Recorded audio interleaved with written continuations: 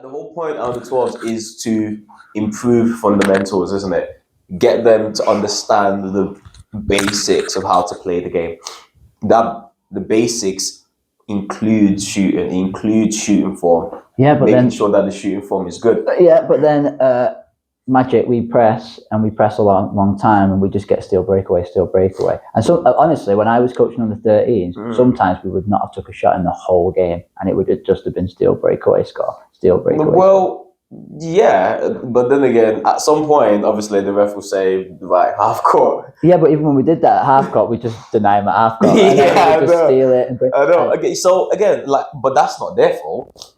No, but it's also not developing. I think there's more of a thing of why at under 12 do we put it just to regional?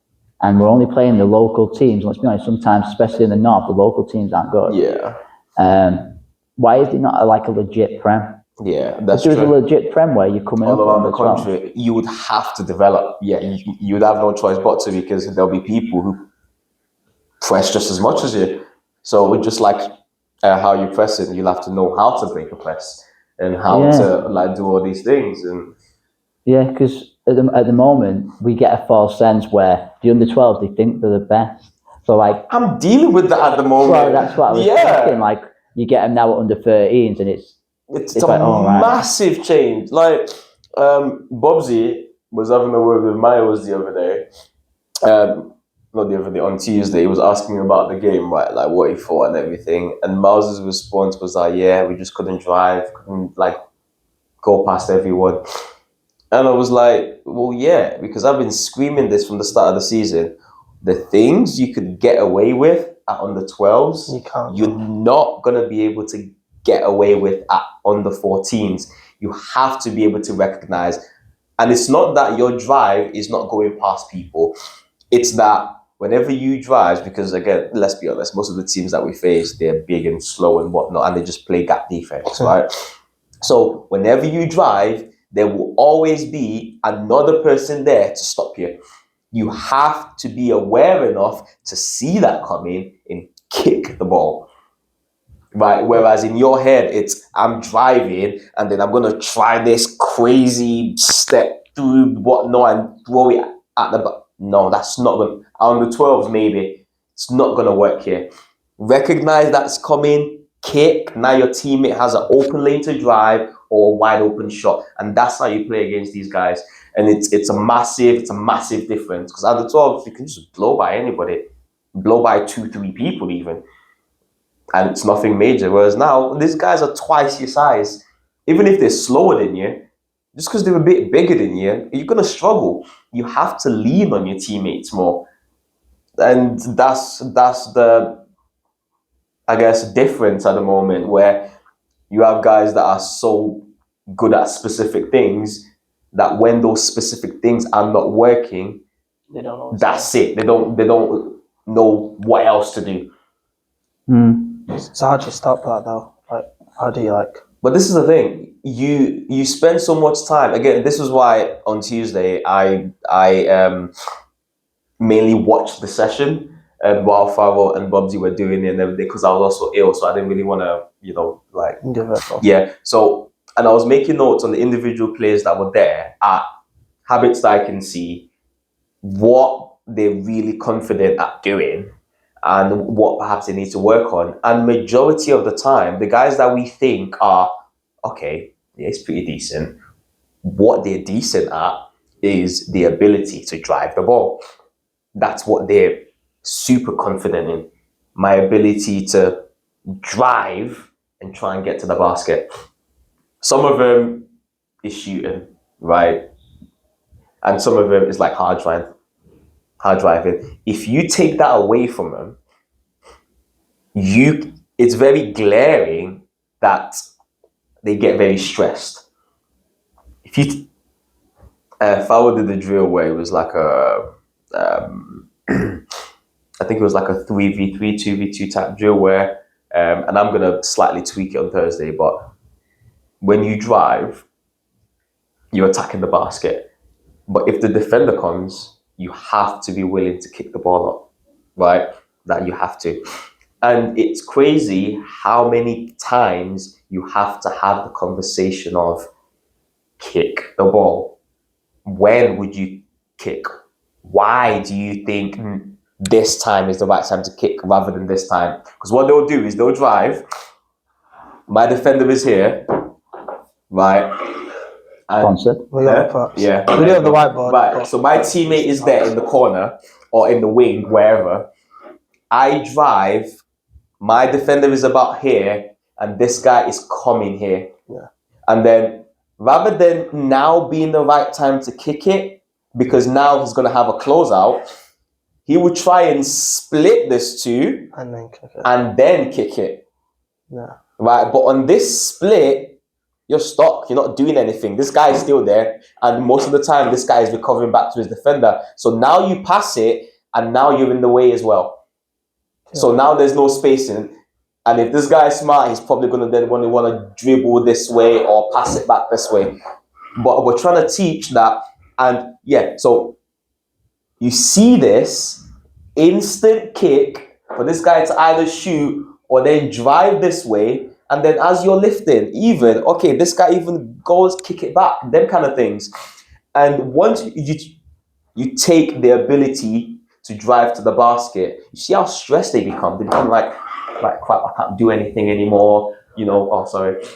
Come on. What I'm doing Adz. doesn't work anymore. And them kind of, and it's like it's a massive sort of like culture shock, because I didn't even realize that the teams we're gonna face in we're gonna play a lot of gap defense. I assumed that they play defense the way we play defense, you know? Yeah, but then I think that there's not an emphasis on scoring off the ball. Everything's Everything's on the ball. Even Yeah, with our very true. 18s, it's the exact same thing. It's like we switch off completely when the ball's not in our hands. Yeah. And as soon as I get it, okay, I'll try and do something now. But like they're gapping, you could still score on the court. Yeah. You could still catch them on a curl. You could still, when we attack, clock and move off No the ball. one is ever looking at that. And at this age group, under 13, say what you want, but they are very reward based. Okay, I'm gonna do this. There's a chance I'm gonna get the ball. If I say yes, do this, and somebody does it 5 times and never receives the ball, right, or he's never even looked at, yeah, even though you emphasize it and whatnot. For a 12-year-old child, do you reckon he would do it 5 times again? Not gonna do that. He's not. He's not. And that there is the issue. Right? Because again, it's not that they're not doing the right thing. They are doing the right thing by clocking. But the driver in his head is, I'm driving to the basket no matter what. No matter what happens, I'm throwing this ball at the basket. Until I get physically stopped, I'm not kicking this ball. And that is a lot of the mentality that we have at the moment. And then this clocker that's made the perfect read and most of the time is open, doesn't get the ball, and then he stood there, does it again, it's not going to do it again.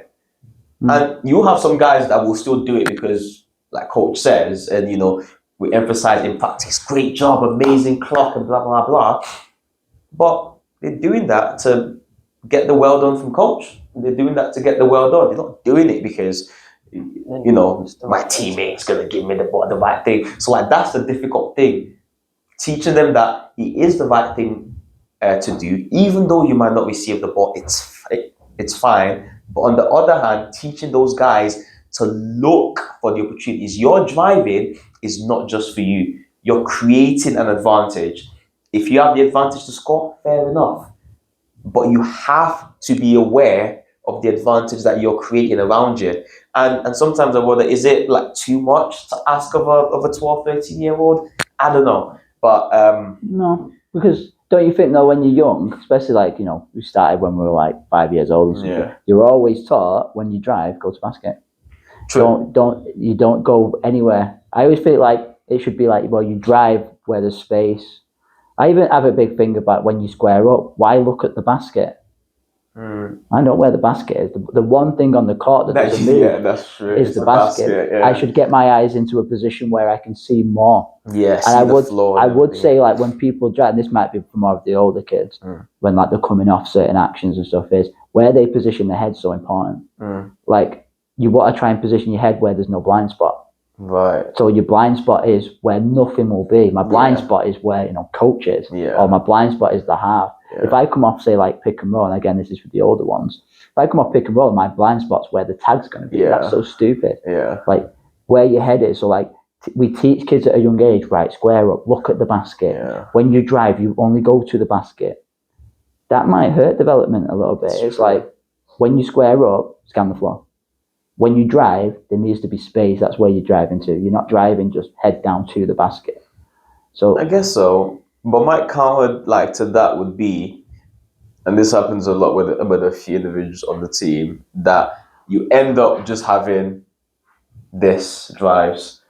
Yeah, but that's not where the space is. So they drive right to one area, a defender comes. Yeah. And so in their head, okay, the space is where the defenders come from. So then, and they now go back on themselves, and then another defender comes, and they end up spending like 8 to 10 seconds with no advantage on the drive. That's normally when they can't beat the man. True. Yeah. Which then comes down to, well, why can you not beat your man? Is it a skill set thing that we're not creating players in England that can break people down one-on-one?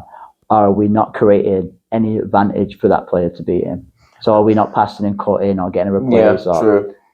There's that, but also it's knowing the right time to drive, because again, you know, we're putting all the emphasis on the driver, but like the defender, like, could be a brilliant defender, right? But even a brilliant defender can get caught out, especially on a closeout. Doesn't matter how great a defender you are, if you're sprinting at me, there's only so much you can do to stop me. Yeah, but then this is where kids might not. How do you get the closeout?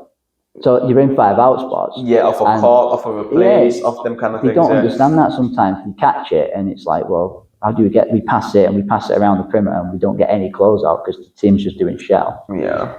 We've got to make something happen. We've got to make the move. Yeah. And sometimes as well, we have to encourage kids, I feel like, to be able to beat people one-on-one. Yeah. You have to be able to beat someone. Like, that's part of basketball. If I was a guard and I couldn't beat my defender, I can't really create too much. Yeah, that's true. That's true. So then how do you, again, so for example now, with my lot, obviously the emphasis 5 out and everything, and like I've been saying right to you, to be able to like get the advantage, I'm trying to implement handoffs. Yeah. So that, you know, a defender is doing something, either they're switching or whatnot, and that will give the person coming off the handoff an opportunity to drive. But without the handoff, there are only a few people who, when they're on the court, one, that can beat whoever is guarding them, even if it's just for like a couple of dribbles, and that's usually more than enough to create an advantage elsewhere. And there are others who maybe can't, but would have been able to if they did it at the right time. Yeah. So again, it's like, I feel like it's a lot of like theory to throw at an under 13. Yeah. And I struggle on how much information I'm giving them, because it's like, it's a lot to think about. I'm replacing, but as I'm replacing, I need to be aware of where the ball is, but I need to be aware of where my defender is, so that I can either curl, okay, or backdoor. If I can't do none of those things, okay, now I've got to V-con, try and get the ball. Okay, now I've got the ball. Okay, but my defender is right there. Okay, can I drive? No, I can't drive. Okay, release the ball. Now I've got to cut. All of those things, it sounds very basic, but to a 12, 11-year-old that started playing basketball a year or 2 years ago, or some of them even this year, it's like whoa, like, I've got to do a lot. But how do you simplify that? Because that's literally as simple as it gets. 5 out, pass and cut, read your defender, curl, backdoor. It's as simple as it gets. But then how do you even like simplify that further? I don't know if it needs to be simplified. I think it's pretty simple as it is. Yeah. Making sure, I think it's that thing of not worrying that they're not getting it straight away. Yeah, true. It's like, true, yeah. Okay, we've done it for a week or two. or we've done it for a month. It's like, well, yeah, they're not going to get it. Like, we're still doing that at 18. Yeah, true. What I would say, though, is maybe Harley would do this with his team. Like, thing is making sure that all 5 guys are able to beat people from the perimeter, making sure that everyone can drive left, everyone's got a few moves they can go to. Because at the moment, when I just use our club as an example, I don't see that. I see very basic skill sets from a lot of our lads. Not saying they're bad players, but basic in the understanding that they can only go right cross. Yeah. They only have in and out crossover. Yeah. They can only really finish in one certain way. And I felt like with your team, a little bit, there was more skill set at a younger age. Yeah, I think I think sometimes like when you see players like if I've worked out with other players, like in a game, like they say like they don't have a bag or they can't be the defender 1-on-1. When you work out, they're doing the drills fine and like they can do them. But I think it's more of a thing that they need to teach at a younger age is to read the defender a bit more, because like I think a lot of people they work on like between cross and stuff like that, and they can do that at good speed, good pace. But in a game, they don't know when to do that. They might just do it and chain it together. How did you and learn? It gets them. I don't know. I think I did struggle with that for a while because, like, at a younger age, I like never drove because I couldn't beat anyone. And like, we did a lot of skill sessions. So I had the skills, and like when we worked out, I was fine. Like, I could do it. But then I just could never implement it in a game. But like, you just have to like think a bit more. Than like when I was struggling with it, I was like, why can't I do it? And then I learned that like you gotta read like sometimes like what are you doing? Why does it have a meaning? And I feel like that's. Like I feel like we implement that a lot with like why we're cutting or why we're boxing out. But I think sometimes we don't explain why we're doing a crossover, like why we're doing the behind the back off the crossover, because his feet shifted that way. Now we're going the other way. But to ask you a question, so then the caveat to that could then be that you're saying that in order to be able to apply all of these things in one, it requires a lot of thought process. But then doesn't that take away like from like the feel of the game? You know when people saying always in the zone and it's feeling it, where it's just almost animalistic, where you've done it so many times that your body just naturally reacts to what's going on, So then that aspect, if every time you get the ball or every time like something is going on, you have like 5-6 thoughts in your head, isn't that what leads to over complications as opposed to just catching it and just playing? But you've done it like so many times that your body naturally just reacts to what comes like to you without like putting crazy like thought into it. Like what would you guys think about that? Well, with that is like you get guys that are good in the park. Yeah, true. And they just sort of play, and then you put them in any sort of structure and they really struggle. Yeah. So it's like I the thing with Harley's one is like understanding why you're doing. You can be creative as you want, but understand why you're doing it. That's like the biggest thing that gets missed probably in all of skill development. Yeah. So you see a guy and he's just doing loads of stuff at chairs and stuff. There's never been a read or a situation. This isn't the situation. I know when I was coaching, I started changing it to more when we're working out. It's more of what we're actually doing in our offense, what we're running, this is where you might get the catch. This is why you might do it. I think that helps more, because like you could do a simple thing of like, even if you are just doing like skill-based stuff at chairs and stuff, which it has its place, and I do it a lot. Like, but then in the end, it's like, well, put a dummy defense in, and if he does this, then you do this and stuff. And then if they're doing that, over time they will just naturally do it. Like they'll just naturally see the guy. It's not a thought process anymore, but it would take a while for that to happen. I don't think it would happen overnight. Like. Yeah, with like 2 training sessions either. Like, so then I was gonna ask you, because obviously you've been through the system, 12s, like 13s, 14s, up until now, and I don't know, because obviously I coach like your brother, so I don't know if he told you sort of like how we train and whatnot. I was gonna ask you your perspective, like coming up the program, like how you trained. Was there any skill development? Did it help you? Like, how have you developed to be who the player of the week? Like caliber player. I think like from a young age, like some people are just like better than others. Maybe it's natural talent, or like some people have like been around for a lot longer because like everyone starts at different ages a lot. But I feel like sometimes it's more like when someone's better than someone else, like you'll see a lot of like difference in a team between like skill. I feel like the club needs to emphasize more on like how to close that gap instead of like helping the players, because I feel like you need to get better at something. And then like as a player, I think it's pretty difficult to then think like what they need to do to get that. So maybe I know like he's better than me at passing, or like how do I then like what has he got that's better at passing? Because I think that's a pretty broad thing. Or like he's a better shooter than me, so I need to work on my shooting. But like what's gonna make my shooting better? I can understand like we have like YouTube and stuff like that, but I feel like in our offense isn't the same as like every other offense. Like my skill might be like I might get really good at like off the dribble threes, but am I ever gonna shoot an off dribble three? So I feel like the independent work needs to be a bit more guided by like coaches or like advice. But that's on you though, isn't it? I think that is on players to ask the coach. Yeah. I feel like I have in the past. I've asked you sometimes like how can I do this? But I feel like not everyone has that like relationship. Yeah, or like bravery to go up to someone and ask like how can I do it? And like maybe just like in practice, focusing, doing a bit more skill session as a team, like not just on your own. And I think that really helps. Like when we used to do like skill sessions, like on like a Monday or something, like an optional one, I think that really helped. And like if someone's good at something, like everyone would help each other. Like I get working in a team and your offense becomes smoother.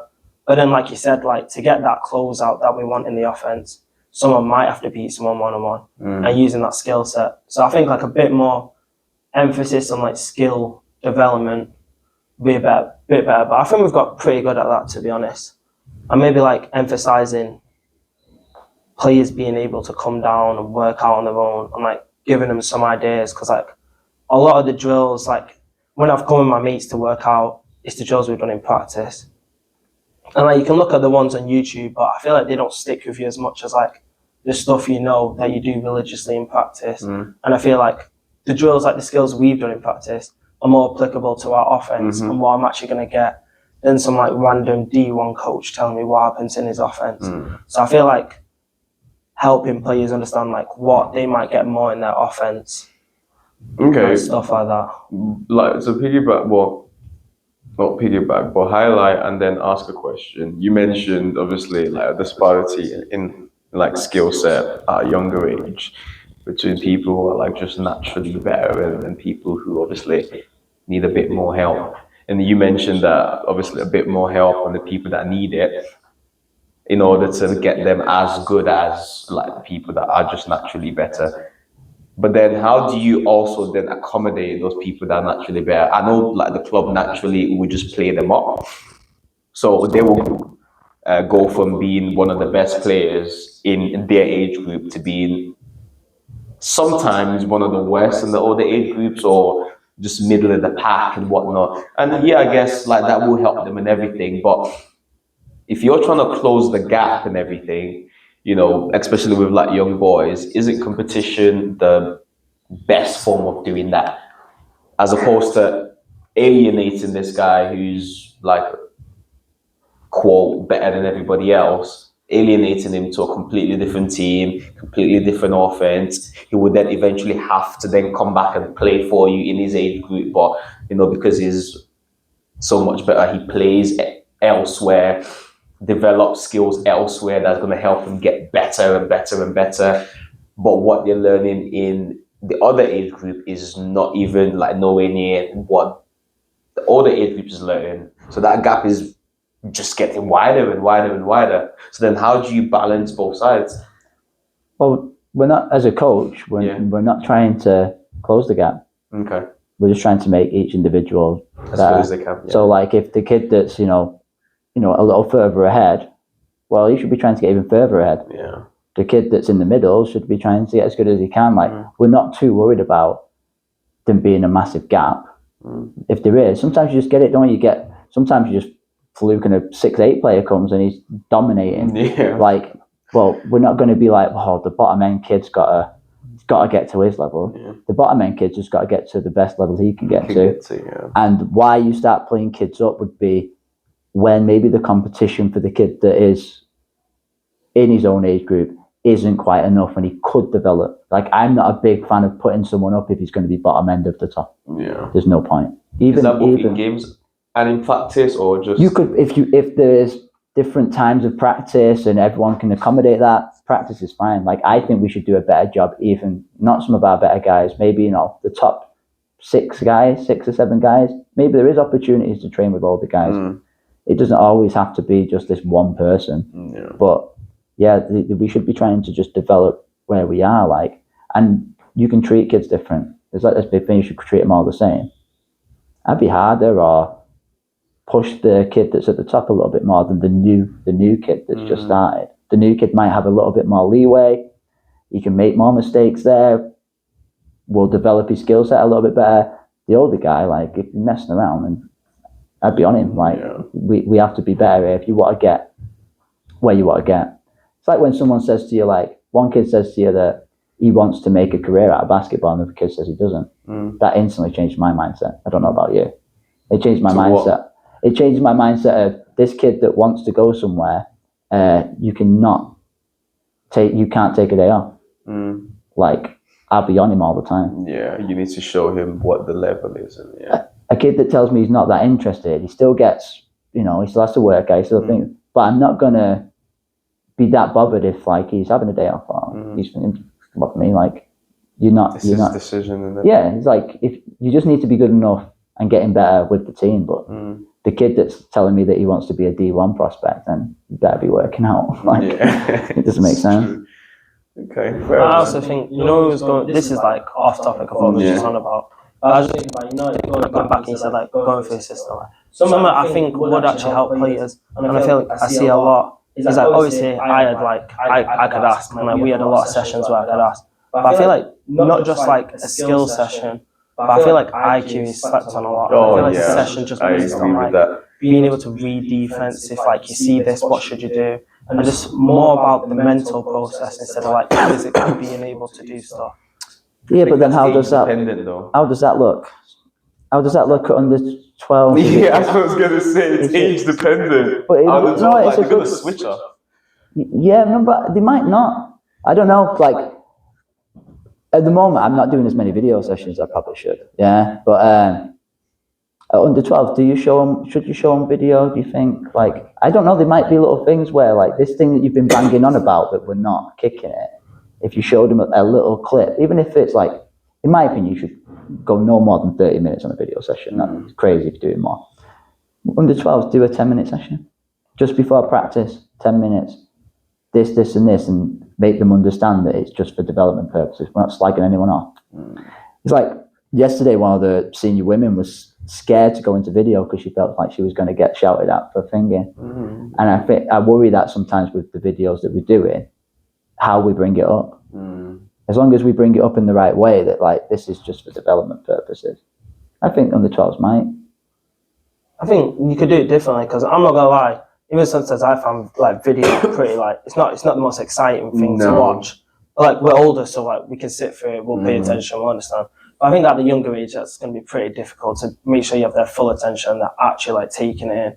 Like, could you not do like a walkthrough of it and like show them the video? I'm like, all right, we're gonna do it now on the court and reenact it. I feel like that could have their attention a bit more, like a bit more of a physical, or like, I think interaction in it would be a lot better, like asking them, what do you think we should do here, or like. One thing I find though is that with that is you're always gonna have certain kids that are always gonna answer your questions, always gonna be the one talking, always gonna be the one saying, raising their hands.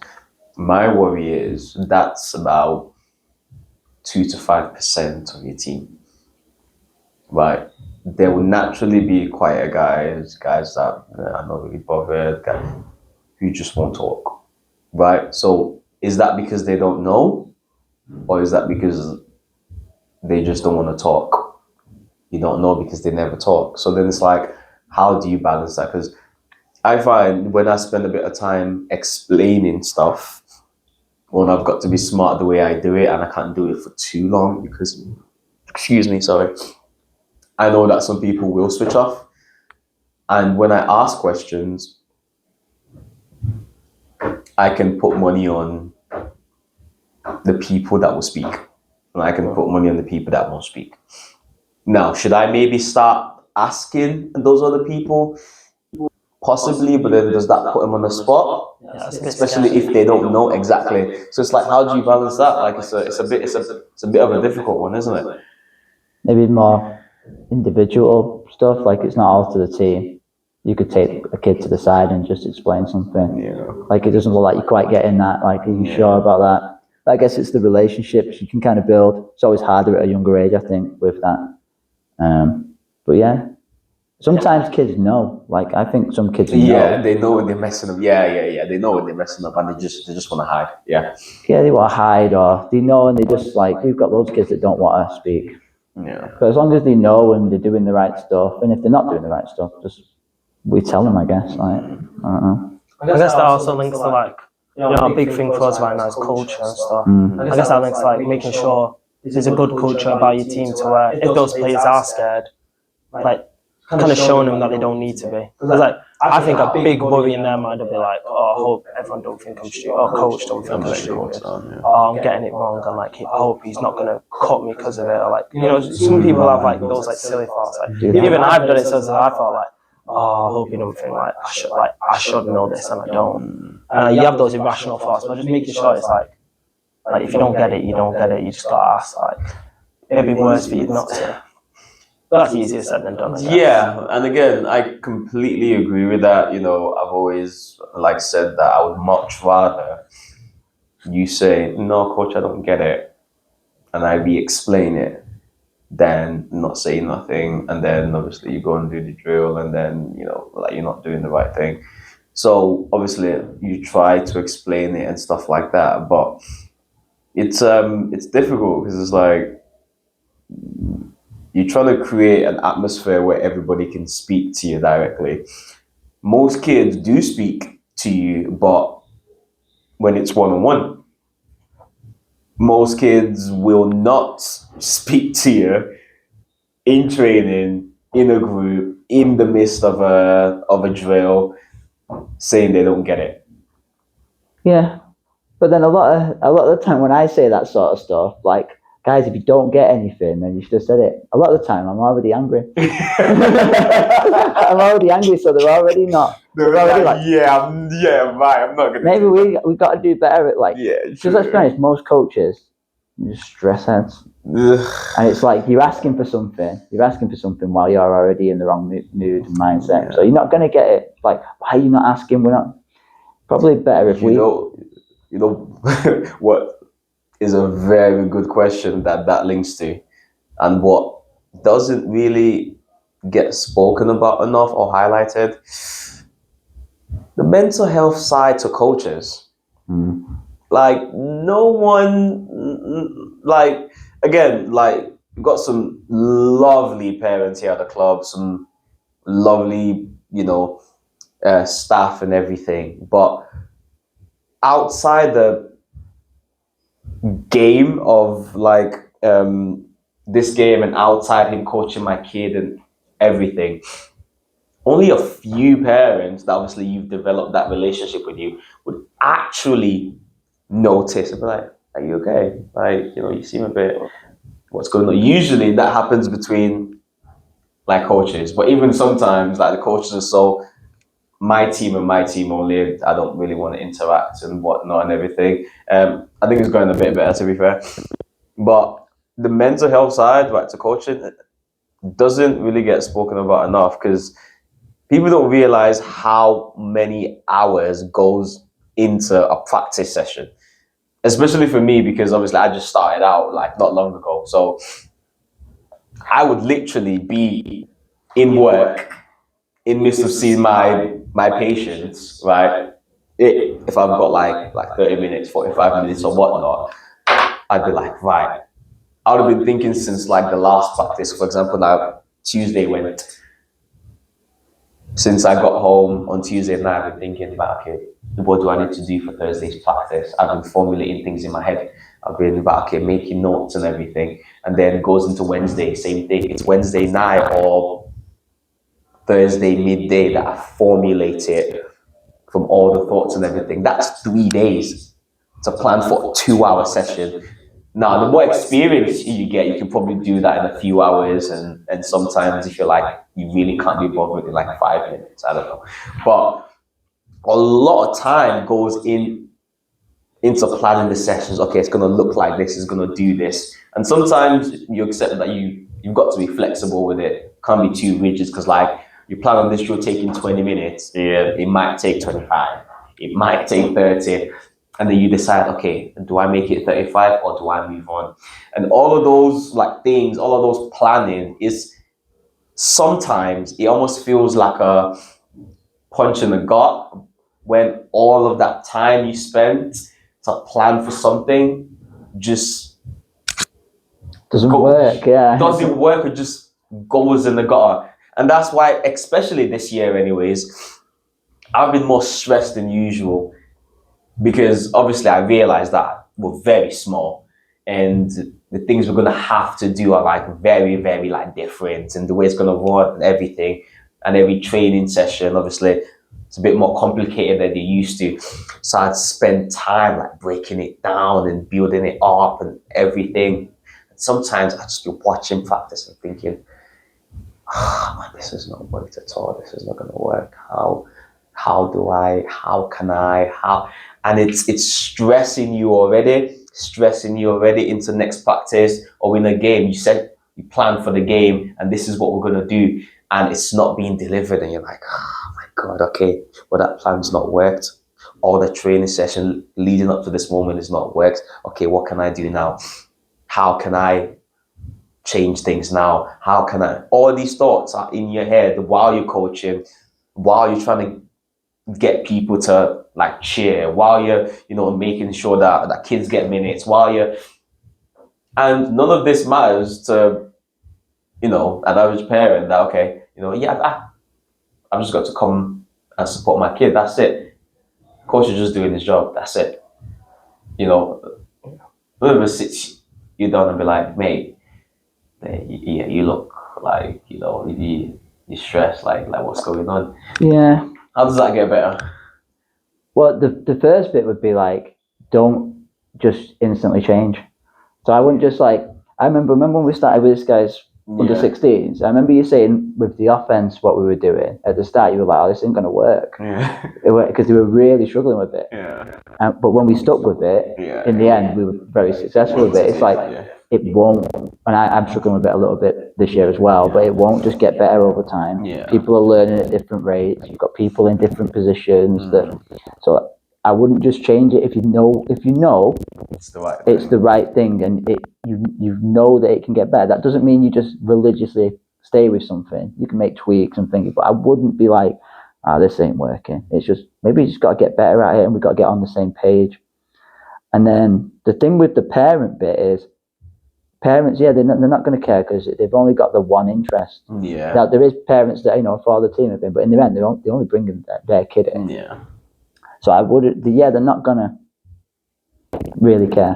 They're just going to want to see what I'm expecting. I just mean in general, like no one, Yeah, but then I'd also say that I think in basketball, I know in this place, people talk to each other way different than they talk to anyone outside. That's true. Like the way I talk to a 14-year-old kid on the outside, I would never do that. But I'm screaming and shouting. Run to it.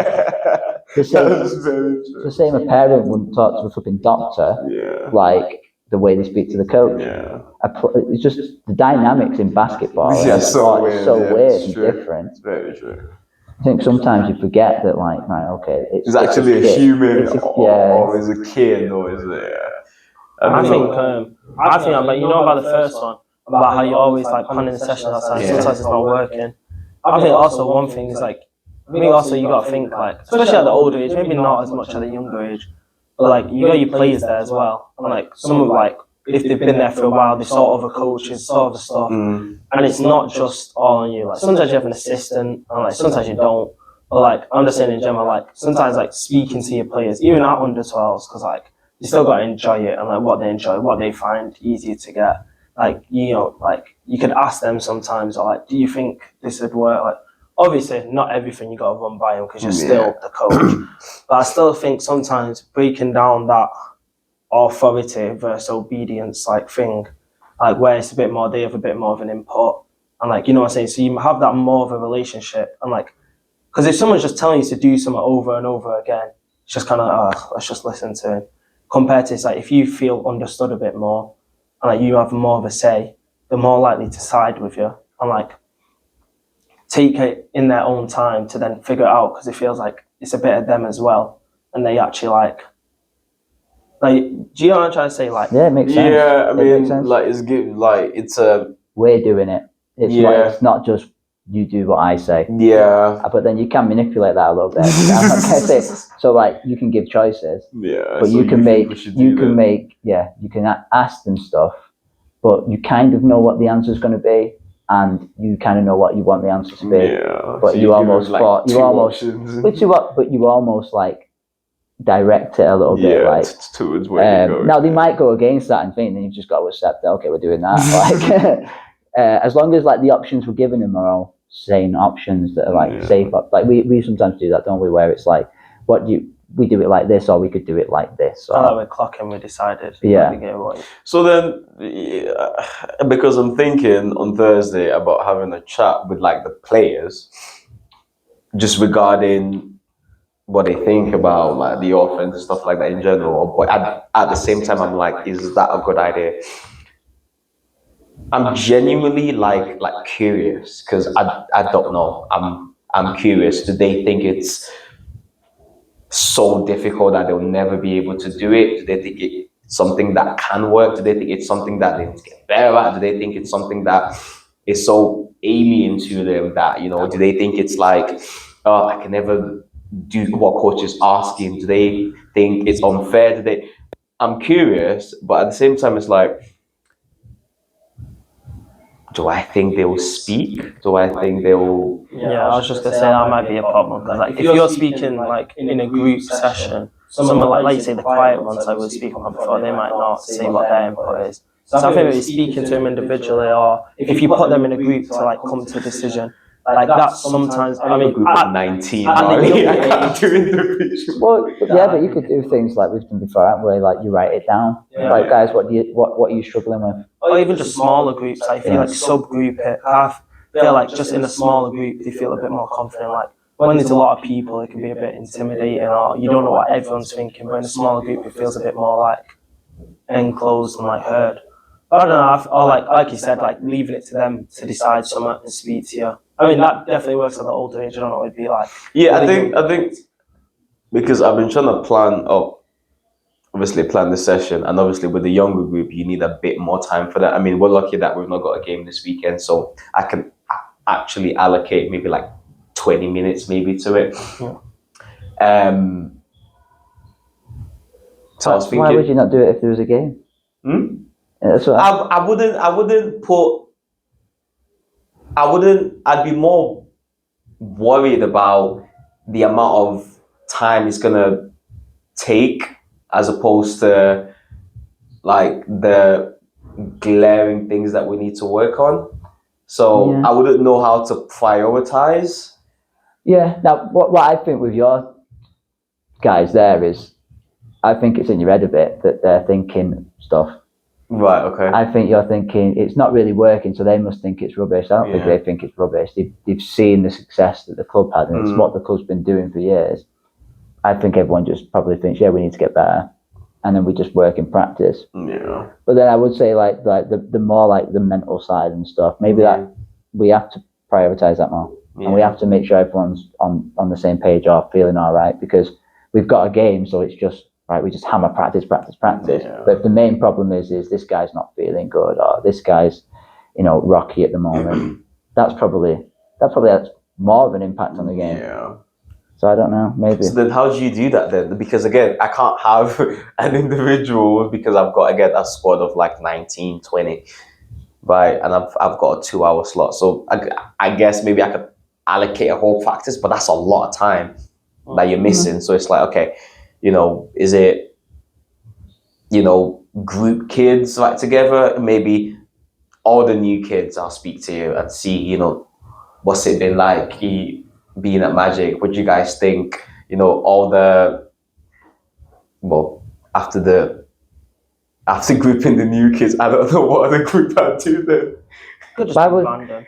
Well, I wouldn't even think it. I don't think it's tough at that age for them to probably Yeah. just talk to you like. Yeah. But them writing it down anonymously of things that maybe you just do it like something like 3 things that you think are going well, or And 3 things that you needs think aren't. improvement, yeah. Write it down on a bit of paper, hand them in. It's anonymous. You don't have to put your name. Yeah. And then you just get to look at them and read them and think, Okay. right, okay, what are the ones that are popping up a lot? And what are the ones that are completely random? Right. Yeah. And you don't have to do it like during a practice. Like, I feel like if you're playing like at this club, like people tend to be like pretty devoted to it. So I feel like 20 minutes after practice or before practice here and there, like no one's gonna be like, oh, I'm not doing that. Like he's taking them. Like, I feel like pretty understanding of it. Yeah. And like just at any point, I feel like everyone's like people want the team to do good. Like Yeah. it's in their best interest. And it's not like you're just doing something for your sake. It's for like the whole team. So I feel like they'd be understanding of that. Yeah, I don't know. Like, yeah, like again, like there are a million like things that you could do and everything, but you got to find the right one that works for your team, don't you? Because Yeah, the worst thing is to do nothing. exactly. And just let the boat sort of sink. But you got to also think like, what's the expectation? Like, just because like, say you lose a few games that you guys are playing up. Yeah. I know some people on the podcast won't even know what's going on. But you lose a few games, but you're playing up. Yeah, it's again, like it's like I said about to you, we were chatting the other time. Like my expectation, like for this season, it's not wins and losses. Like I could care more. I definitely care, but it's like the transition from 12s to where we are now.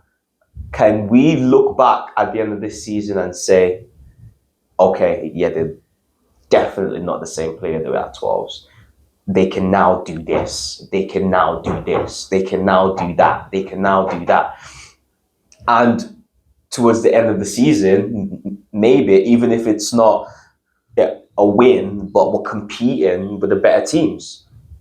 Because again, if we're to compare skill set, I wouldn't like say that we're miles behind like some of the better teams in the league. No, I wouldn't say that. I'd say we're just so physically different that it makes a massive impact. So it's then, okay, develop them, and then when we reach like close to the end of the season, can we at the very least compete with them, doing the things that we can do, make the game a bit more competitive. So rather than losing by 20, we're losing by 10. We're losing by 5, or rather than 30, are we losing by 15? Are we losing by 20? Like, Yeah, I don't put it like that though. Like maybe make shorter, more realistic targets and goals. Like, because like there's a big thing with your team, like they don't box out at all. No. Maybe there's like a thing that we get better at boxing out, and we track that in the thingy. Like we watch a bit of video on the games and stuff. Oh look, we are boxing out better. Like we're doing this better. Or we do need to start maybe trying to score off the replace a little bit more with some. Make a big, maybe like champion that. Instead of at the moment, it probably feels like everything we do, it doesn't really matter because in the end we get beat by 30. So it's like, well, we've won that bit, like we've got better there, we've got better there. And That might help more. Like it can't, because sometimes I'm sure you must feel it, Harley. Sometimes like feel like as a player maybe you can never win. Yeah, certain things. No matter what you do, I feel like some things like sometimes in a drill or something we'll be working on like I don't know, boxing out, let's say, and then you go score, but you got like someone like 5'4" boxing out someone 6'8", and then he gets the rebound over and it's like pretty like obvious. But he did a good box. He hit him. He pushed him back. Or like the other guy got the rebound for whatever reason. I think it's like sometimes just going, I won't do it again. It's more like highlighting like you did a good box out, but okay, let's try again. Let's see if you can get it this time. But okay again. Or like just at any point, maybe in a game, maybe something doesn't work fully, but then like the first half after that. So like maybe a denial, he jumped to good denial, then he got beat, he forgot. But it's like, okay, he did good denial, he's got to remember to do that instead of just going to get beat back door. The difficult thing with that though is that if you're by yourself and you're coaching by yourself, you can't see a lot of these little battles that happen. in training that you miss that perhaps could have helped? Because perfect example, last night, like I mentioned, I was obviously like watching more and making notes and everything. You could see more, and I had a lot more individual conversations mid-drill, and I was like, wow, okay. Coach said when the ball goes up, the first thing you look for is your man, rather than staring at the ball, staying still. That time, what did you look at? I looked at the ball. Exactly, right? So let's make sure that you go find your man, put a body on him, hit him, and then you look for the ball. And it's crazy because like the next time they're on, they will do that. They will implement it and do the next thing, and and it's like great, like them kind of things work. And but that's because I have the time and I have like the opportunity to watch and look at the individuals and speak to them and everything. When you're by yourself, it's a lot more difficult because there could be a basket there and a basket there. If I'm watching these guys, I don't know what's going on there. And if I'm watching these guys, I don't know what's going on there. So it's kind of hard to split yourselves and be able to do that, because then, you now have to bring everybody back, including the ones that were doing it well, and have to re-explain again. But like you have a couple of guys that are doing it well, that are like, oh my God, here we go again. And then you have the other guys that are like, oh no, but okay, maybe I did it wrong. You get what I mean? So it's a Yeah, but then that's where when you're on your own, it is way harder. Yeah. But you still should be doing those those little corrections. Yeah. I see a lot of coaches, they don't do that. They put the drill on, and then they don't like correct little things. They don't talk to a player. It's always just team. Yeah. You should still be doing that when you're coaching. That's wrong. That this could be better. And yeah, you'll miss what's down there, but you're correcting that bit, and then you'll go over. But then I put a big emphasis on the guys that know should say. Yeah. So like it is a bit harder under 13s, but you've got guys there that would probably be able to do it. Yeah. Like the Zacharies that are like. So we shout out people. He might speak. He might be able to correct. It's nice when you're on the floor and you feel like you've got more coaches. Yeah. But the players. Yeah. But then one thing that I hate is when you're coaching and every single second you feel like you're coaching effort. I feel like I'm having to coach, hey, sprint there, hey, talk on this. And you're actually not coaching. Yeah. You're actually not making anyone better. You're trying to keep standards high. That's the bit that's like, when you're on your own as well, that's the bit. I had a few weeks of that, especially on the Thursday session. Well, now I've got Bubsy, so like that will help, because on Thursdays I'll have him now. But on Thursdays, oh my God, I used to dread like Thursday practices because one, I'm in Manchester College by myself. All the parents are sat there, can watch everything. I mean, they can do that here, but like the way the court itself is different and everything. You can hear their conversation, they can hear us and everything. And it's like, you can't use as many baskets. So it's a lot of time spent on just like two main baskets, unless like you're doing like little skill development stuff, and maybe you can use the others. And it's like, no guys, sprint. No guys, you need to. And it's the most frustrating thing, because it's like repeating one thing like 10 times. And it's like, you have like, there's got to be a point where it's like, I can't say this anymore. Yeah. I think you gotta get it though to where, like you spoke about having like, especially some coaches on their own, or even if you have an assistant, like you can't see everything at once. And like when you're playing to watching, like it's two totally different things. Like we're seeing stuff you aren't seeing, and you're seeing stuff we're not. True. So I feel like you gotta get to that connection where, like you said, like you have sometimes those leaders. I think you need it as a full team to where like, because like even sometimes like the leaders might not see, or like they might be the ones messing up or something, to where everyone could be like, okay, like, so like sometimes as a coach you kind of have to be the bad guy, like, seeing the negative bit, because like sometimes the player you don't want it, so that's kind of like sometimes what you have to do. But it'd be nice to have like the teammate could be like, okay, you did a good box out, but like coach is saying, make sure you get like across and help quicker. So like, just make sure everyone's putting in that little bit, and it's like sometimes like when coach is saying put in more effort, it's like, oh, yeah, Here we go saying it again. Yeah. Like if your teammate's like, yo, come on, sprint, man, we're sprinting, why are you not? Like, yeah, it actually hits him a bit more because like, I'm letting him down. Like that, I'm meant to be with him, and now I'm like against him. So I feel like getting that environment where people are okay to speak to each other and like make him aware you're not in the wrong for trying to help him. Like, because him not sprinting, it's affecting him and it's affecting everyone. So you speaking up against it isn't wrong. But like I've had a situation where, because obviously I played in uni, and we had like we had a normal box team, and then you had a different team where we played in like a league there. Oh yeah. And I was playing with much older guys. It's kind of like the men's league here, where obviously like some younger guys play with older guys and whatnot. And there was an instance where, like, one of the senior players, should I call him senior player? Yeah, I guess, yeah.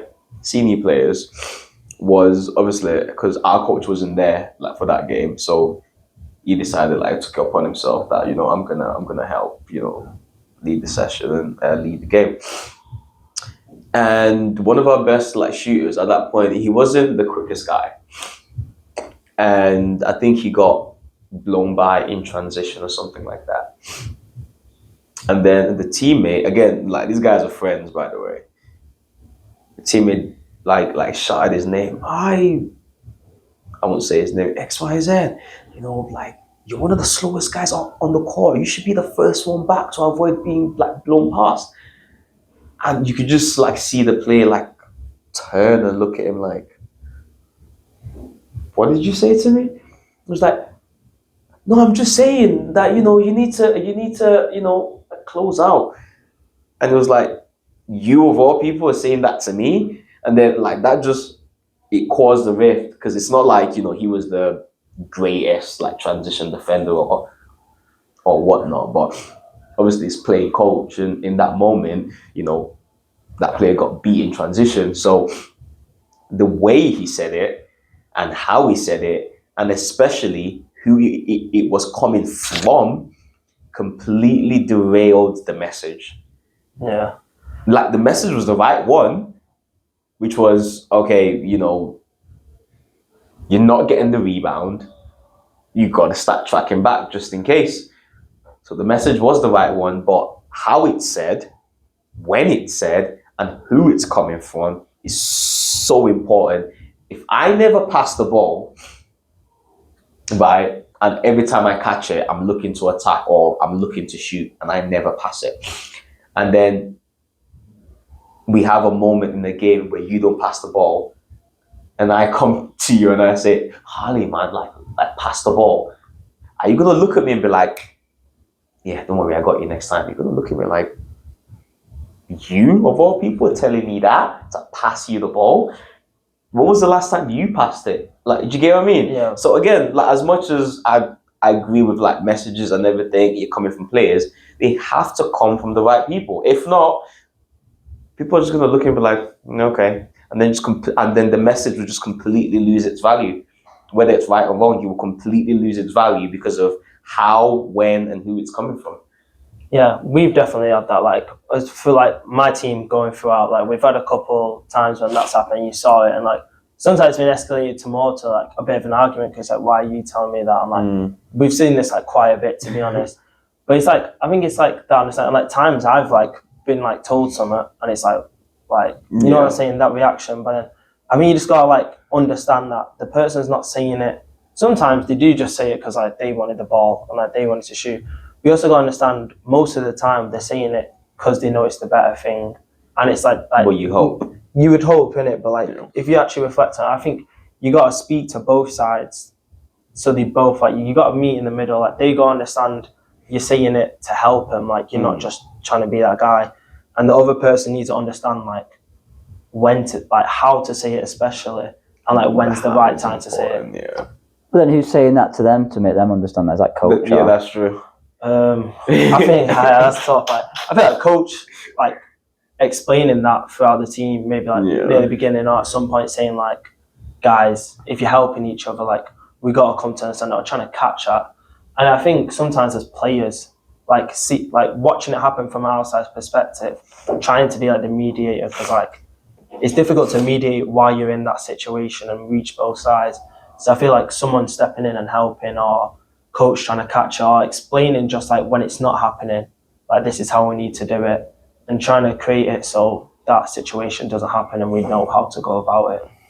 Yeah, it's hard though, isn't it, to create the right environment. Like I always try and say, like, we just go with what's right. It doesn't matter who it comes from, where it comes from. It could come from the top guy, the bottom guy, literally be shouted at by a parent. If it was right, then we might go with it.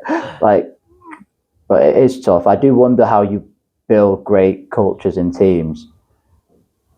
And it's hard to sort of tell the players that sort of stuff, like how a player sort of helps the culture. Because we all talk about culture and stuff and thinking, but like a lot of the time you don't really know what's being said, especially when coach isn't there. Yeah. What's actually getting said. That's very true. So, yeah. About coach, about the team, about the offense, about each other, you have no idea. Yeah, I feel like a big thing about culture is like just transparency throughout the team. I feel like if everyone's on different pages, you're never gonna have like the right culture, because everyone's in different spaces. So you can't have... Define that though. What's different spaces? Especially when it comes to a team, because you all have a singular offense that you run, you all have a singular defense that you run, you all have sets, you all have all these things. So where would the difference in mindset or spaces come from? Yeah, so like obviously people, like we have to run the same offense, you have to run the same defense and stuff like that. But I feel like mainly off the court, if I'm honest, but sometimes on the court, people will just be like, they might say one thing with the team, or they might run the offense, or they might run the defense. But if they really don't want to do that defense, or don't understand why we're doing the defense, or want to do something else, they're never going to run it to like the best of their ability, or like, are they actually like properly doing the defense? And it's like, off the court, people speak like saying one thing and then saying another. Like people are just in different spaces, like, and I think it's like transparent between players and also coach and players. Just like everyone understanding where we're at and like what some people's problems are. I feel like if you have a problem with the defense, like you think it's not working, like, I don't know, like we're really struggling, like it's really weak against a team that flashes or something, and you just keep thinking that, but you never say anything. You're going to start to hate it and resent the defense, and maybe the coach who's forcing you to play his defense. And that just creates a bad culture out of like something that you didn't think was that big. But maybe if you express it to coach, like, oh, they just keep flashing or something like that, maybe coach can change or explain, oh, okay, if he does that, we might change it to do this, or like just having that understanding and not like bottled up thing that could create something worse, like getting it out and done with. I think that makes the culture a bit better. But that all depends on the relationship, like with you and the coach, like feeling comfortable enough to suggest like to the coach that, like, coach, this is not working. Can we do something else like that? Yeah, how do you get that? Yeah, like that takes, mind my French, but it takes balls, like to go to your coach and be like, coach, I don't think this is working, or could we do something else, or da. One, it takes you being really locked in the game to realize, okay, we keep getting scored on this, or we keep did this and we keep on this. So, and then to then have the understanding of the game to want to suggest, because again, you know, you could argue you're just saying it right to coach that it's not working. So then what's the solution? You're hoping that that coach has the solution, which is fair. Alternatively, you have the other aspect where, this is not working. Can we just go 55 instead, or can we go 13 or whatever it is instead? You know, and then if I have that relationship with coach, I can have that conversation. I mean, I'll give you guys an example. I can't remember the game now. It was obviously when we're with you in the 16s, and I was taking one of the games in the 18s, and I can't remember what I was doing. Maybe I was like very shouty, or maybe we were doing something on offense or defense that wasn't working. And I think it was Walton that after a timeout, just before everything was going back, we was having a conversation. It was like, Coach, I think everything's very negative at the moment. And I think that people are not responding well to what you're saying and everything. So, like, what you're saying is not wrong, but people are not responding because of the way you're saying it. I get what you mean and everything. So maybe like the next time or whatnot, let's be a bit more, or can we be a bit more? I'm paraphrasing what he said because I don't remember verbatim what he said, but it was something along that lines. And I remember thinking, I respect that because one, you've recognized something in the other four guys that you're going to be on the court with, and maybe like the guys on the bench. You've recognized that, this is not working because it's leading to us, not playing the way we play. Potentially, maybe, you don't know, but you've recognized that there's a change, and maybe you're noticing that the change comes from the energy that the coach is bringing, or the way the coach is speaking and whatnot. And in that particular moment, people aren't taking it well. And so he's recognized that, okay, you know what, this and this and this. Because again, he's on the floor, he's the one playing with him and everything, despite the fact that they're playing, in their head, they can be like, oh my God, da, da, da. So I was like, okay, you know what, I respect that. Let's try it. It doesn't hurt anybody to try it and see. And was there a change? Yeah, for sure, there was a change. And everything felt a bit less stressful as well, to be fair. Because it was more like right, you make a mistake, that's fine. I mean, it was a close game, to be fair. So if you did make a mistake, it did cost you. It'd be fine. It'd be fine. But it'd be more like a all right, don't worry, next one, as opposed to doesn't matter, guys, next one. Like, do you get what I mean? Yeah. There'll be a bit more of it. But either way, it would have been fine. But the reaction now, post that conversation, would not have been come on, guys, we need to, you got to make sure that guy is there. Now it's more of like all right, guys, don't worry. Next one, yeah, let's just make sure that we're doing this and that. So the way the message now is coming is a bit less, and more like, okay, guys, more like a conversation. So, but that's because we had that relationship, like me and Warren. If you said something to me, and I was coaching or whoever, we have that relationship. We can talk, and that's fine. But if I don't know, who have I not built a relationship with you on the team? I don't know. Me. If I said it. Yeah, for example, or the new tall kid. Yeah. What's his name? I can't remember. But shout out to you. We don't need to shout anyone out. But for example, he don't really know me much because again, I'm not in your practice much, so he might not feel comfortable saying that to me because we don't have that relationship. So it depends on that really as well. Yeah, I think building our relationships up. But I also feel like knowing you have, you're going to back that player. Because there's been times where I've thought stuff, but it's and it's not just be more positive. I feel like there's no harm in doing that. But you might be like, okay, this press isn't working, can we go back to 5? But then if that completely fails, there's a lot of pressure. It's kind of like my fault that I thought that. It's knowing you have your team and your coaches backing, okay, we'll try it. We're with you, and if it goes bad, it's not your fault. It's kind of I made the decision, and we did it. We made the decision. It can be pretty daunting, thinking something and then trying to go against the majority, and because then if it goes bad, it's kind of thinking everyone's yeah, we'll do it, but it's your decision, it's on you. Is it the majority though? Because nobody else has said anything or thought about it. You're the one who's decided that, you know what, we all know that this is not working. So we're all not, happy. Maybe we're not happy about this, or we all don't think this is working or whatnot. So there's got to be a change.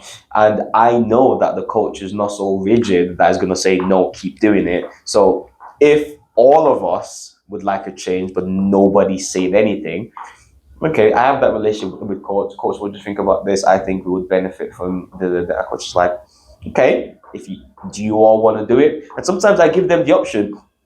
Do you want to stay in 55 or do you want to go 5? Because what you tell me, okay, we want to go 5 or we're going to go 55, means that this is what you want to do. So more often than not, you're going to put more effort into it.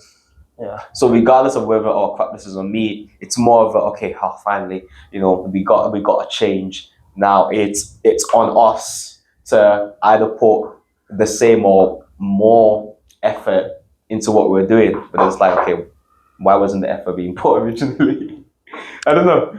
I don't know. All I think is with that is like, I think it all builds from what you're doing in practice with them. Yeah. I think if you're in a game and then you throw that on them, it's like almost like it's almost like taking it off you. Like if you're always constantly asking like their opinion, like I ask their opinion because I'm actually interested in their opinion, same. and I actually have guys in the team where like they probably know some more things about basketball than I do. So like, yeah, I'll ask and say, yeah, what do you think? And if it makes sense, and just go with that. But I think you do that in practice. If it's in a game and then you just like, that's like the one time you've done it, then that might be a bit of a shock. You know what I mean? Yeah.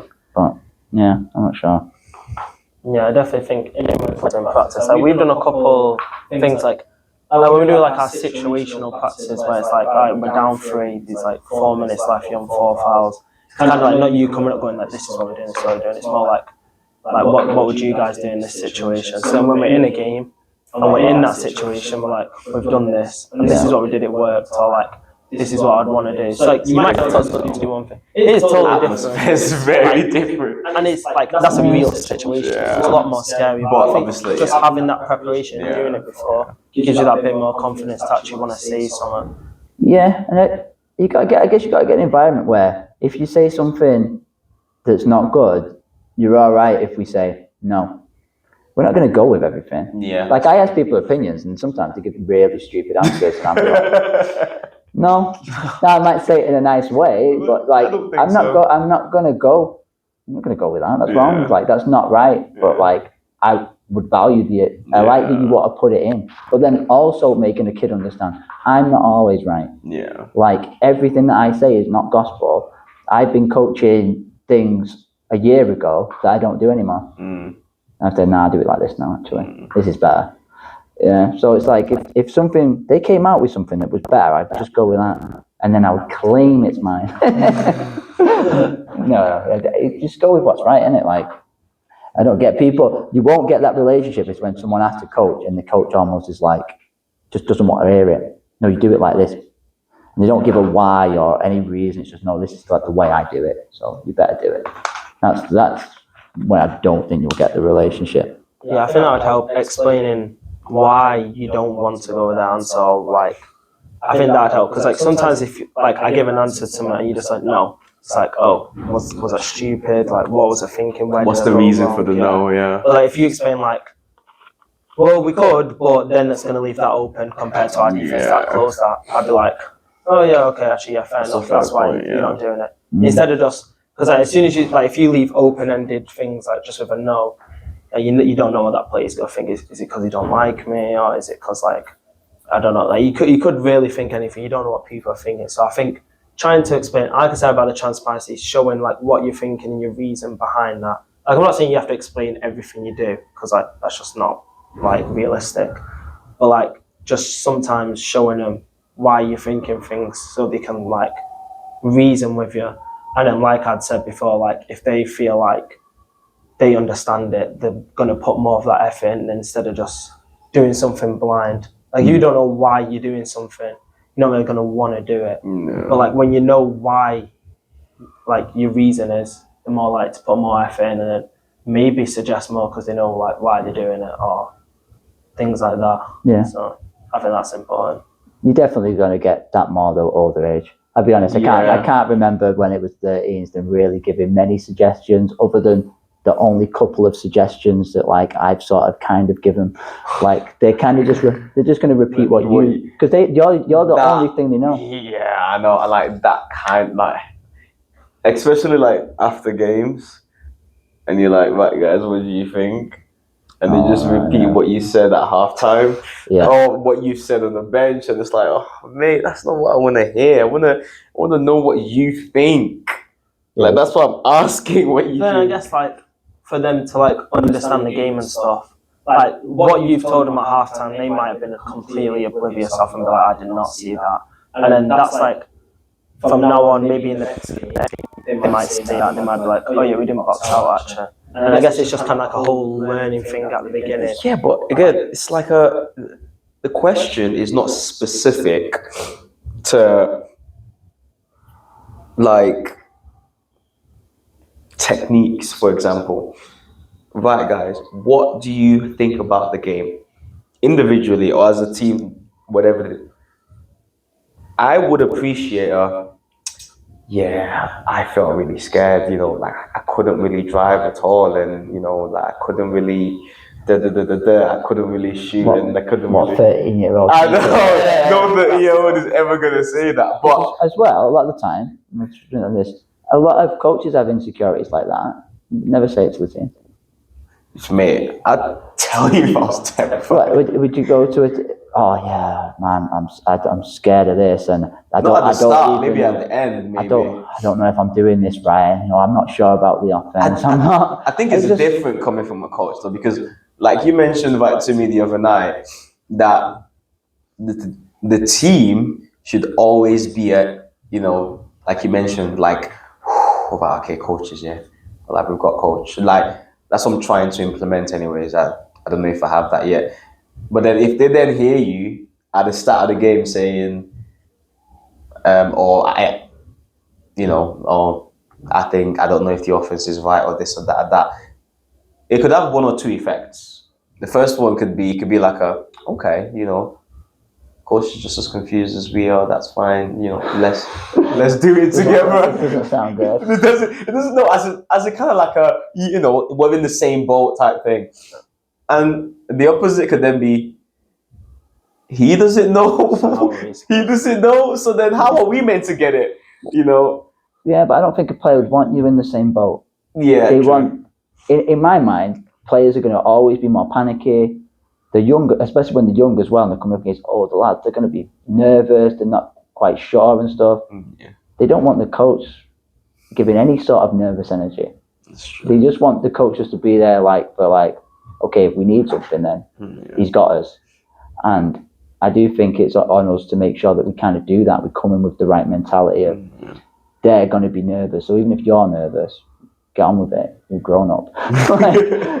Get on with it. Like, it's just basketball. And you always have that, just basketball. Try and get them better. And then what are we worried about? A lot of the time, they're just worried about losing. Yeah. I started coaching way better when I kind of stopped really caring about winning. And I started winning. It was really nice. But, it's just focus on trying to get them better. Try and work out. Actually, remember that conversation that you had with me the very first year I coached with you?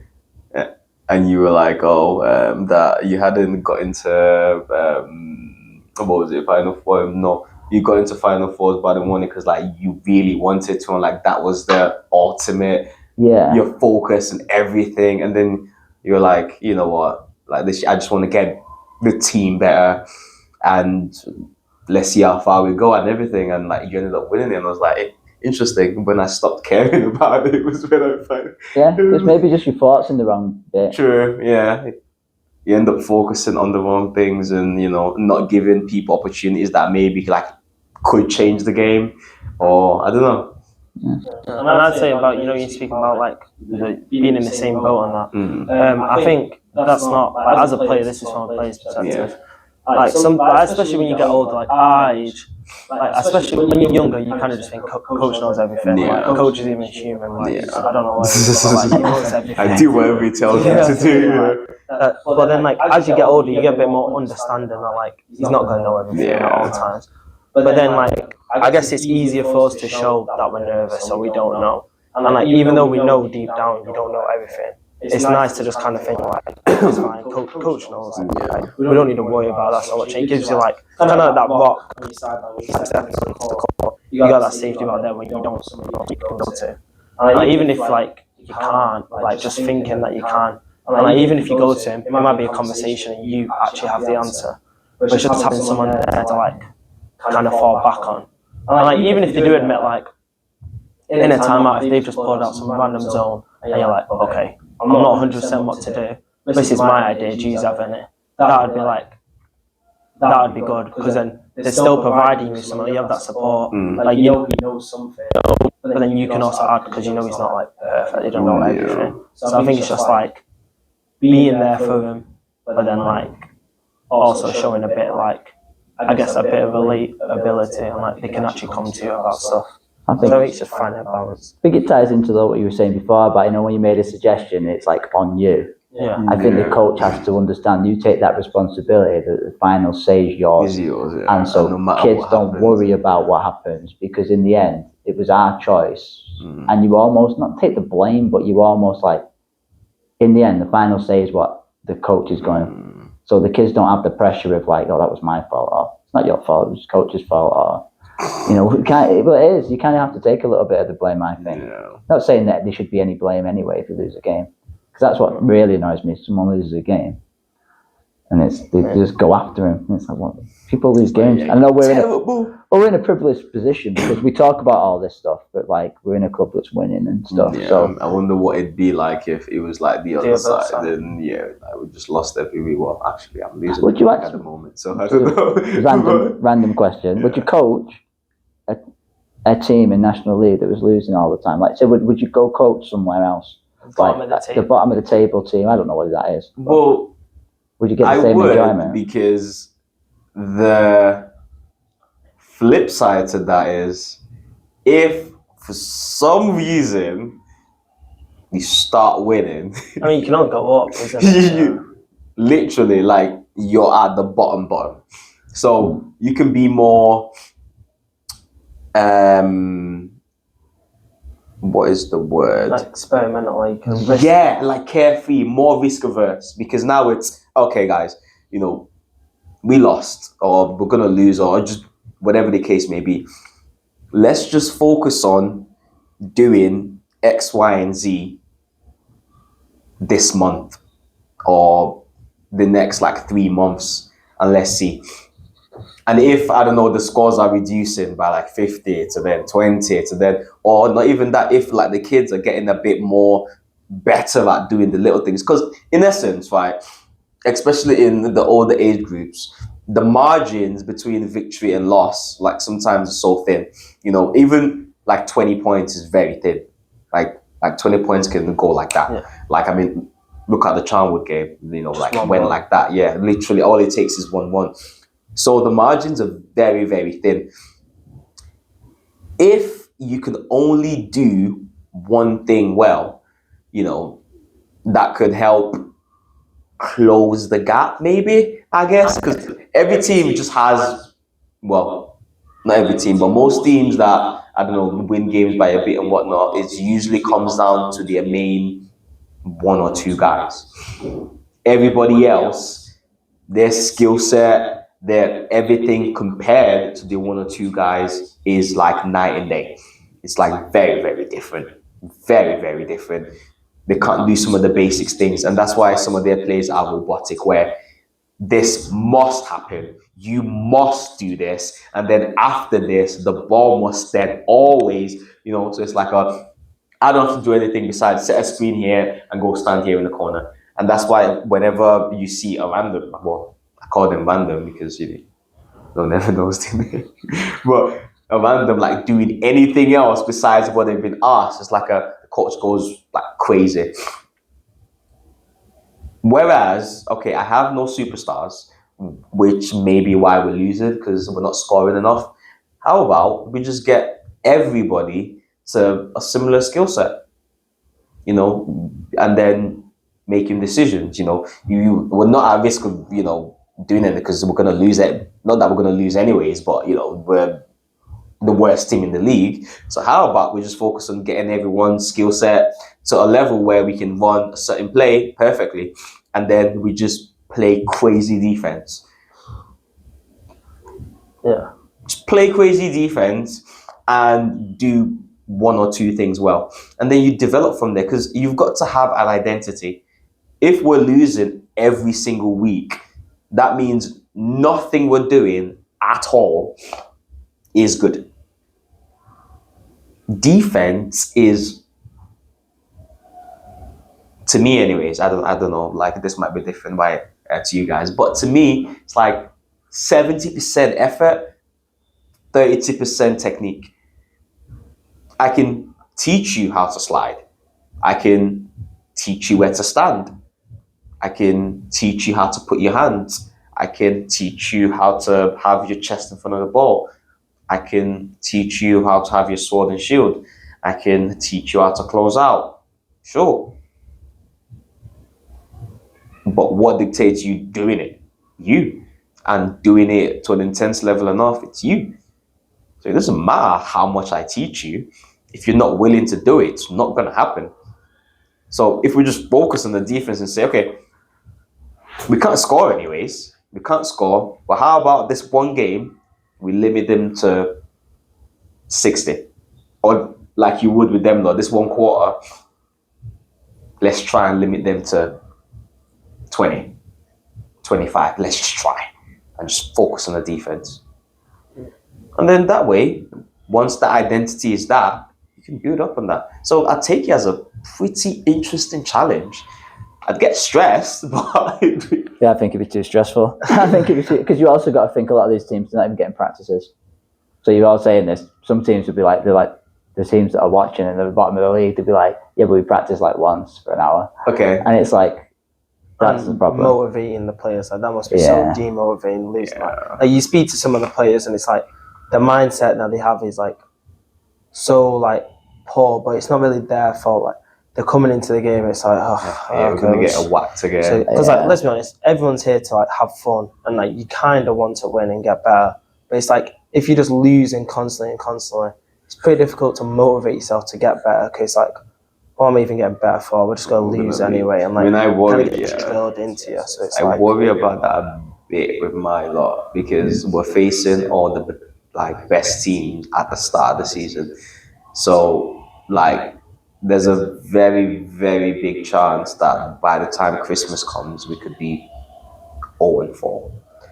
Yeah, I think that's tough, but I also feel like them seeing so much success around and in the future, like in their future years, could give them a bit more motivation compared to a club where it doesn't look like it gets better, it only gets worse. But it's very idealistic to think that 13-year-old kids are gonna think that way. Yeah. Remember, like, what? Not even 13. Like some of them are 11. So, and the thing that makes an 11, 12-year-old happy, it doesn't matter what you say. What makes them happy is what? Seeing the ball go through the basket. No matter what you say. It's what makes them happy. Now, some of them might have something different about them and say, okay, no, what makes me happy is making sure you don't score. Or what makes me happy is making sure that, I don't know, I pass the ball or I shoot. I don't know. Could be a variety of different things. But in essence, there are a reward-based, age group. So if they're not seeing that happen enough, the ball going to the basket, everyone celebrating, everyone clapping, ooh, yeah. You got watching your game. I'm just saying, it's gonna. I worry it's gonna get to a point where they're like, ugh. And then people are just gonna then try and start doing superhero. I think though, what I've seen at younger age, when I was coaching younger age, the thing that motivates them the most is them getting better at skill set. You reckon? Yeah, like you see it like a big change in just everything, like the personality, the way they sort of work hard and stuff. I couldn't do a left-hand layup and now I can do it. Massive. I could not shoot at all. Now I can make free throws and my technique's better. I used to travel all the time. Now I can make moves. I think that, and I think even at the older age groups, everyone wants to get better. True. No one wants to just be that same thing over and over again. Yeah. Like you see some improvement, you'd be like, right, I'll keep doing this because it's working. Even if we're getting beat, we are getting better, or I'm getting better.